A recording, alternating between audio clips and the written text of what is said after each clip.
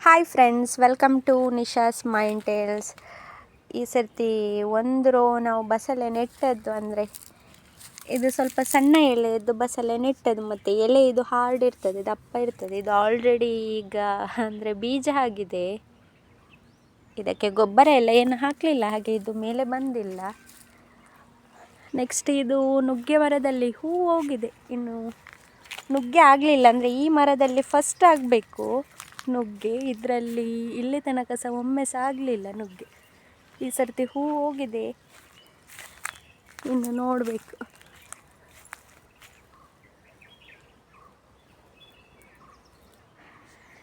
ಇದು ಒಂದು ತೆಂಗಿನ ಸಸಿ ನೆಟ್ಟದ್ದು, ಇದರಲ್ಲಿ ಅಂದರೆ ಕೆಲವು ಬೀಜ ಹಾಕಿದ್ದೇವೆ. ಅಂದರೆ ಪಾತ್ರೆ ತೊಳೆದ ಎಲ್ಲ ನೀರು ಈಗ ಬೇಸಿಗೆ ಎಲ್ಲ, ಅದನ್ನು ಬಕೆಟಲ್ಲಿ ಹಿಡಿದು ಇದು ಹೊಂಡಕ್ಕೆ ತಂದು ಹಾಕ್ತೇವೆ ನಾವು.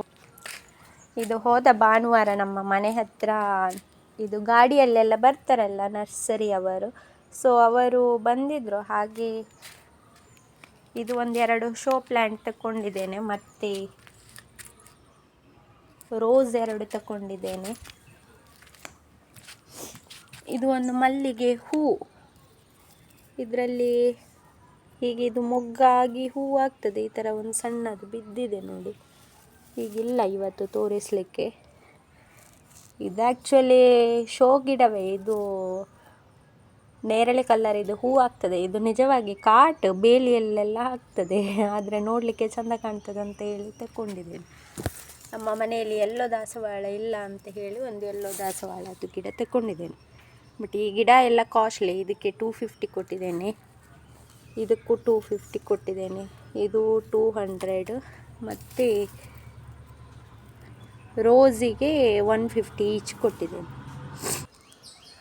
ಇದು ಫ್ರಂಟಲ್ಲಿ ಆಲ್ರೆಡಿ ಒಂದೇ ಇರೋದು ಬುಗುಡಿ ಹೂವಿದ್ದು ಗಿಡ, ಈಗ ತುಂಬ ಹೂವಾಗಿದೆ, ಹಾಗಾಗಿ ಚೆಂದ ಕಾಣ್ತದೆ. ಇದು ಬಾಳೆ ಹೂವಿದ್ದು ಕೂಡ ಕಂಟಿನ್ಯೂಯಸ್ ಹೂವಾಗ್ತಾ ಉಂಟು. ಇದು ನಮ್ಮದು ರೆಡ್ ದಾಸವಾಳ ಆಗಿದೆ.